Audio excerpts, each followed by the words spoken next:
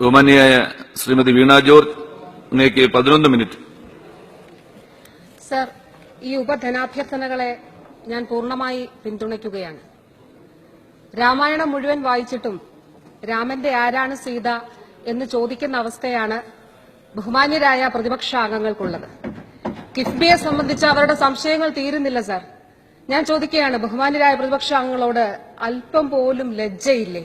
കാരണം കിഫ്ബിയെ നിയമസഭയിൽ വിമർശിക്കുകയും പൊതുയോഗങ്ങളിൽ എതിർത്തു പറയുകയും ചെയ്തിട്ട് ബഹുമാന്യനായ ധനമന്ത്രിയുടെ മുന്നിൽ ക്യൂ നിൽക്കുകയാണ്. കിഫ്ബിയിൽ ഞങ്ങളുടെ ഈ പദ്ധതി പെടുത്തണേ എന്ന് ശ്രീ മഞ്ഞളാകുലി അലി ഉൾപ്പെടെയുള്ളവരോട് ഞാൻ ചോദിക്കുന്നു, ഞാൻ നേരത്തെയും ചോദിച്ചതാണ്, അങ്ങനെയാണെങ്കിൽ നിങ്ങൾക്ക് കിഫ്ബിയിൽ പദ്ധതി വേണ്ട എന്ന് പറയുവാനുള്ള ആർജവം നിങ്ങൾ കാണിക്കണം.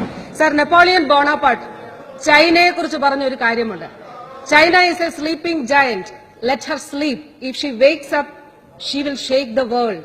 ഇതാണ് സർ കേരളത്തിന് സംഭവിച്ചിരിക്കുന്നത്. 2011 മുതൽ 2016 വരെ അഴിമതിയുടെ കരിമ്പടം പുതച്ച് അഴിമതിയുടെ ഇരുട്ടിൽ ഉറങ്ങുകയായിരുന്ന കേരള സർക്കാരിനെ മോചിപ്പിച്ചത് പിണറായി വിജയൻ സർക്കാരാണ്. സർ, എന്തായിരുന്നു കഴിഞ്ഞ UDF സർക്കാരിന്റെ കാലത്ത് ഇവിടെ നടന്നുകൊണ്ടിരുന്നത്?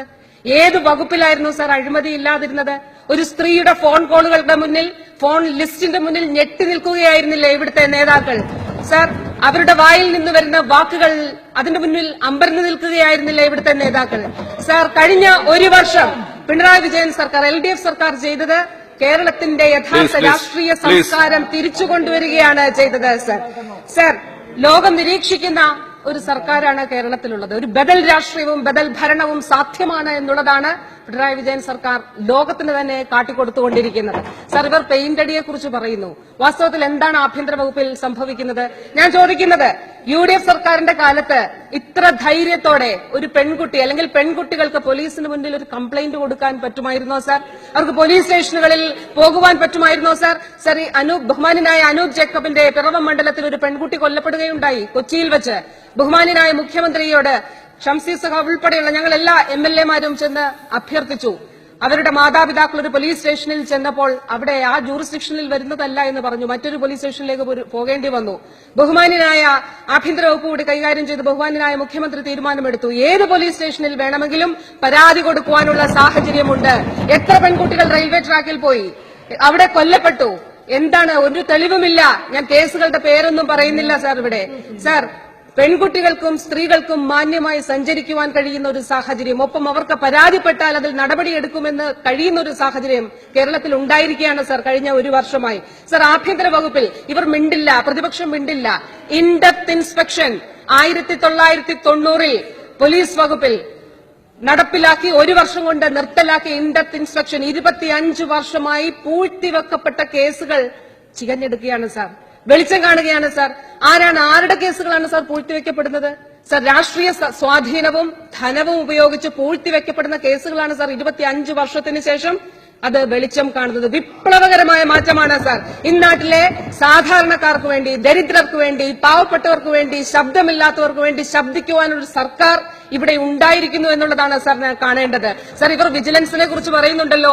ഇവരുടെ കാലത്ത് എത്ര വിജിലൻസ് കേസുകൾ രജിസ്റ്റർ ചെയ്തു എന്ന് ബഹുമാന്യരായ അംഗങ്ങൾ അന്വേഷിച്ചിട്ടുണ്ടോ? 408 കേസുകൾ മാത്രം. എത്ര കേസുകളിൽ ചാർജ് ഷീറ്റ് സമർപ്പിച്ചിട്ടുണ്ട്? 7 പേര് മാത്രമാണ് സാർ വിജിലൻസ് കേസുകളിൽ പ്രതിയായി ശിക്ഷിക്കപ്പെട്ട് ജയിൽവാസം അനുഭവിച്ചതുള്ളൂ. ഇപ്പോൾ ഈ ഒരു വർഷം കൊണ്ട് 1600 കേസുകൾ, വിജിലൻസ് കേസുകൾ രജിസ്റ്റർ ചെയ്തു സാർ. ഒപ്പം ചാർജ് ഷീറ്റ് സമർപ്പിച്ചു സാർ.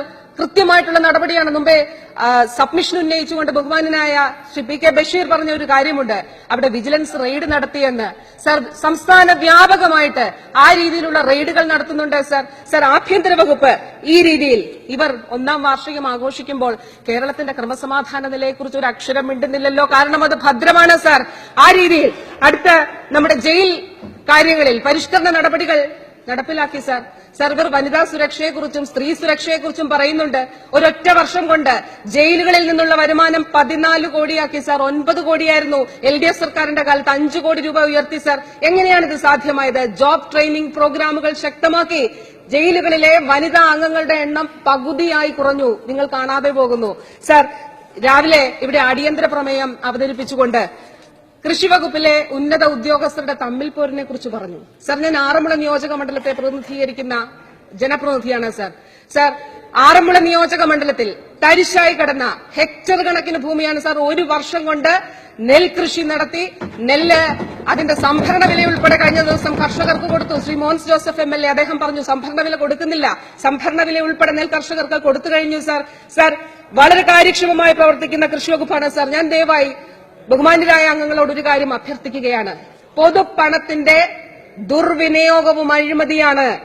സാധാരണക്കാരുടെ നികുതി പണം ഉപയോഗിച്ച് പ്രവർത്തിക്കുന്ന ഈ നിയമസഭ ഉൾപ്പെടെയുള്ളവ ഇത്തരത്തിലുള്ള നിസ്സാരമായ അടിസ്ഥാന ഇല്ലാത്ത കാര്യങ്ങൾ ഉന്നയിച്ച് അടിയന്തര പ്രമേയം ഉന്നയിച്ച് നമ്മുടെ സമയം മെനക്കെടുത്തി ഇത് ഈ രീതിയിലുള്ള പാഴ്ചെലവുകൾ അനുവദിക്കുന്നത് നടത്തുന്നത് ശരിയാണോ എന്ന് ബഹുമാന്യരായ അംഗങ്ങൾ ചിന്തിക്കണമെന്ന് ഞാൻ ആവശ്യപ്പെടുകയാണ്. സാർ വിദ്യാഭ്യാസ വകുപ്പിൽ സാർ ഒന്നാം വാർഷികത്തിൽ സാർ വിദ്യാഭ്യാസ വകുപ്പിൽ പത്തനംതിട്ട DO ഓഫീസിൽ സാർ കെട്ടുകണക്കിന് പുസ്തകങ്ങളാണ് സാർ കഴിഞ്ഞ ആഴ്ച നശിപ്പിച്ചത്. സാർ മുൻ വർഷങ്ങളിലെ പത്തനംതിട്ട ജില്ലയിലെ വിവിധ സ്കൂളുകളിൽ വിതരണം ചെയ്യുവാനായി കാലം തെറ്റി ഡിസംബറിലും ജനുവരിയിലും എത്തിയ അധ്യയന വർഷത്തിന്റെ അവസാനം പരീക്ഷ കഴിഞ്ഞുമെത്തിയ പുസ്തകങ്ങൾ കത്തിച്ചു കളഞ്ഞു സാർ. ഇത്തവണ വിദ്യാഭ്യാസ വകുപ്പ് എല്ലാ പാഠപുസ്തകങ്ങളും സ്കൂളുകളിൽ നേരത്തെ എത്തിച്ചു സാർ. ഇത് നേട്ടമാണോ കോട്ടമാണോ സാർ? സാർ ആരോഗ്യ വകുപ്പ് മരുന്നുകൾ സാർ ഓഡിറ്റിംഗിലൂടെ മരുന്നുകൾ എവിടെയാണ് എന്ന് കൃത്യമായി കണ്ടെത്തുകയും അവ ആവശ്യമുള്ളിടത്ത് എത്തിക്കുകയും ചെയ്തു സാർ. ആരോഗ്യ വകുപ്പിൽ ഉൾപ്പെടെ ഞാൻ അതിന്റെ വിശദാംശങ്ങളിലേക്ക് പോകുന്നില്ല, ഒരുപാട് കാര്യങ്ങൾ നമ്മൾ ചർച്ച ചെയ്തതാണ് സാർ. ലോകത്ത് തന്നെ രണ്ടാമത്തെ സംസ്ഥാനം അല്ലെങ്കിൽ സ്റ്റേറ്റ് എന്ന് നമുക്ക് പറയാം പെൻഷൻ നേരിട്ട് വീടുകളിൽ കൊണ്ടുകൊടുക്കുന്ന ലോകത്തിലെ രണ്ടാമത്തെ സ്ഥലമാണ് സാർ, സ്റ്റേറ്റ് ആണ് സാർ കേരളം. നേരത്തെ സ്വിറ്റ്സർലൻഡിൽ മാത്രമേ ഉണ്ടായിരുന്നുള്ളൂ സാർ. ഇത്തരത്തിലുള്ള വിപ്ലവകരമായ തീരുമാനമെടുക്കുവാനും അത് പ്രാവർത്തികമാക്കുവാനും LDF സർക്കാരിന് മാത്രമേ കഴിയുകയുള്ളൂ സാർ. സാർ അതുപോലെ പൊതുമേഖലാ സ്ഥാപനങ്ങളെ കുറിച്ച് പറഞ്ഞു. 13 പൊതുമേഖലാ സ്ഥാപനങ്ങൾ ലാഭത്തിലാക്കി സാർ. PSC വഴിയായി ആരോഗ്യ വകുപ്പിൽ മാത്രം 3000-ഓളം നിയമനങ്ങൾ നടത്തി സാർ. സാർ എനിക്ക് ഈ ഒന്നാം വാർഷികത്തിൽ ഒരു കാര്യം പറയുവാനുണ്ട് സാർ. ഈ വിഴിഞ്ഞം പദ്ധതി നേരത്തെ ശ്രീ PC ജോർജ് പറഞ്ഞു അതിനെ അദാനി പദ്ധതി എന്ന് പേര് മാറ്റണമെന്ന് പറഞ്ഞു. പക്ഷെ ഞാൻ ആവശ്യപ്പെടുന്നു സാർ അതിനെ അദാനി ഉമ്മൻചാണ്ടി പരസ്പര സഹായ പദ്ധതി എന്ന് അതിന് പേര് മാറ്റണം സാർ. സംസ്ഥാനത്തിന്റെ പൊതു താൽപര്യത്തിനെതിരായി നിങ്ങൾ CAG റിപ്പോർട്ട് വായിച്ചു നോക്കണം വളരെ വിശദമായി. എനിക്കറിയാം ബഹുമാന്യരായ ശ്രീ VD സതീശൻ ഉൾപ്പെടെയുള്ള ശ്രീ PT തോമസ് ഉൾപ്പെടെയുള്ള മുതിർന്ന MLA-മാർ ഇത് സംബന്ധിച്ച് നിശബ്ദരാണ്. കാരണം അവർക്ക് ശബ്ദിക്കാൻ കഴിയുകയില്ല സാർ. സാർ യന്ത്ര സാമഗ്രികൾ ഉൾപ്പെടെ വാങ്ങിക്കുന്നതിൽ വലിയ രീതിയിലുള്ള ക്രമക്കേട് നടത്തി. ഒപ്പം എന്തിന് വെറും പാറക്കല്ല് വാങ്ങിക്കുന്നത്, തദ്ദേശീയമായി നമുക്ക് ലഭിക്കുന്ന പാറക്കല്ല് വാങ്ങിക്കുന്നതിന് വിദേശ വിനിമയ നിരക്ക് ഏർപ്പെടുത്തി sir. Sir net present value എന്നൊരു കാൽക്കുലേഷൻ ഉണ്ട്. അതായത് ഇപ്പോഴത്തെ രൂപയുടെ വിനിമയ നിരക്കിൽ ചെലവുകളും നമുക്ക് ലഭിക്കുന്ന വരവും കൂടെ കാൽക്കുലേറ്റ് ചെയ്യുകയാണ്. ഓരോ ഘട്ടത്തിലും വിഴിഞ്ഞം പദ്ധതിയുടെ ഒരു ഘട്ടത്തിലും NPV കണക്കാക്കിയിരുന്നില്ല സാർ. സാർ അത് എത്രയാണ് ഇപ്പോൾ കണക്കിലാക്കിയാൽ ഇപ്പോഴത്തെ രൂപയുടെ വിനിമയ നിരക്കനുസരിച്ച് അത് കണക്കിലാക്കിയാൽ സംസ്ഥാനത്തിന് ഒരു കാലത്തും വിഴിഞ്ഞം പദ്ധതിയിൽ നിന്ന് ഒരു രൂപ പോലും ലാഭമുണ്ടാവുകയില്ല എന്നുള്ളത് വളരെ വ്യക്തമാണ് സാർ. സാർ ഇവർ മൂന്നാറിനെ കുറിച്ച് പറയുന്നു. റവന്യൂ വകുപ്പ് കൈകാര്യം ചെയ്തിരുന്ന ബഹുമാന്യനായ ശ്രീ തിരുവഞ്ചൂർ രാധാകൃഷ്ണൻ ഉൾപ്പെടെ ഉള്ളവർ ഇവിടെയുണ്ട് സാർ. ഞാൻ ചോദിക്കുകയാണ്, അദ്ദേഹം പറഞ്ഞിരുന്നു അദ്ദേഹം റവന്യൂ വകുപ്പ് അദ്ദേഹത്തിന് പിന്നെ ഒഴിയേണ്ടി വന്നു. പക്ഷേ 2 വർഷത്തിനുള്ളിൽ പട്ടയം വിതരണം ചെയ്യുമെന്ന് അദ്ദേഹം പറഞ്ഞു. ശ്രീ PT തോമസ് ഉൾപ്പെടെയുള്ളവർ അവിടെ ബോർഡ് വെക്കുവാൻ പോയി. പിന്നെ ശ്രീ PT തോമസിന് ഇടുക്കിയിലേക്ക് കയറാൻ കഴിഞ്ഞില്ല, അത് വേറെ കാര്യം. പക്ഷെ ഞാൻ ചോദിക്കുന്നത് സാർ 77 മുൻപുള്ള കൈവശാവകാശ ഭൂമിക്ക് പട്ടയം നൽകുമെന്ന് പറഞ്ഞു. എന്ത് നൽകി സാർ? സാർ ഒരു ചെറുവിരൽ പോലും ഇവർ അനക്കിയില്ല. ഈ രീതിയിലുള്ള ഇരട്ടത്താപ്പാണ് സാർ പ്രതിപക്ഷം ഇവിടെ കാട്ടിക്കൊണ്ടിരിക്കുന്നത്. സാർ ഞാൻ മറ്റ് വിവിധ വകുപ്പുകൾ സംബന്ധിച്ച് ഇവർ ചോദിക്കുന്നു, വിവിധ വകുപ്പുകൾ കഴിഞ്ഞ ബജറ്റ് അലോക്കേഷനിൽ എത്രത്തോളം പണം ചെലവഴിച്ചു എന്ന് ചോദിക്കുമ്പോൾ ബഹുമാന്യനായ പൊതുമരാമത്ത് മന്ത്രി ശ്രീ G സുധാകരൻ ഇവിടെ ഇരിപ്പുണ്ട്.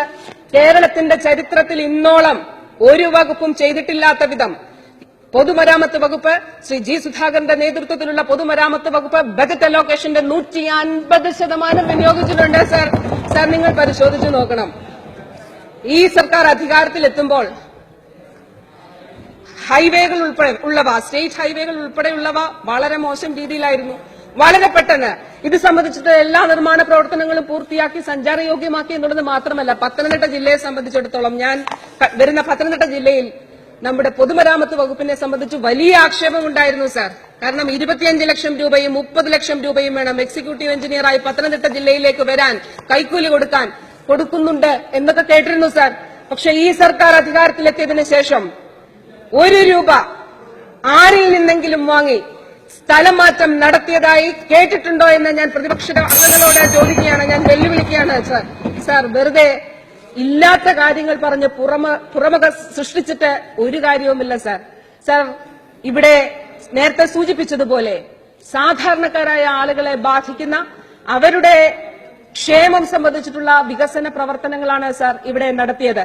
സർ അത് സമ്പൂർണ്ണ ശൌചാലയ നിർമ്മാണമാണ് എങ്കിലും സമ്പൂർണ്ണ വൈദ്യുതിവൽക്കരണമാണ് എങ്കിലും ഇടതുപക്ഷ ജനാധിപത്യ മുന്നണി സർക്കാരിനെ സംബന്ധിച്ചിടത്തോളം അടുത്ത 4 വർഷങ്ങൾ കൂടി കഴിയുമ്പോൾ ഇടതുപക്ഷ ജനാധിപത്യ മുന്നണി വിഭാവനം ചെയ്യുന്ന നവകേരളം കേരളത്തിൽ സൃഷ്ടിക്കാൻ കഴിയുമെന്ന് ഞങ്ങൾക്ക് ഉറപ്പുണ്ട് സർ. അതുകൊണ്ട് ബഹുമാനപ്പെട്ട പ്രതിപക്ഷ നേതാവ് ഉൾപ്പെടെയുള്ളവരോട് ഞാൻ അഭ്യർത്ഥിക്കുന്നത് ക്രിയാത്മകമായ പ്രതിപക്ഷമാണ് ജനാധിപത്യത്തിന്റെ ഏറ്റവും വലിയ കരുത്ത്. ഇല്ലാത്ത കാര്യങ്ങളിൽ ഇല്ലാത്ത ആക്ഷേപങ്ങൾ ഉന്നയിക്കാതെ ക്രിയാത്മകമായി ഉള്ള കാര്യങ്ങളെ കണ്ടുകൊണ്ട് അതിനെ യഥാർത്ഥത്തിൽ വിമർശിച്ചുകൊണ്ട് നമ്മുടെ സംസ്ഥാനത്തിന്റെ വികസനത്തിനും ക്ഷേമത്തിനും വേണ്ടി ഒന്നിച്ചു നിൽക്കണമെന്ന് അഭ്യർത്ഥിക്കുന്നു. ഒപ്പം ഉപധനാഭ്യർത്ഥനകളെ ഞാൻ പൂർണ്ണമായി പിന്തുണയ്ക്കുകയും ചെയ്യുന്നു സർ. Thank you.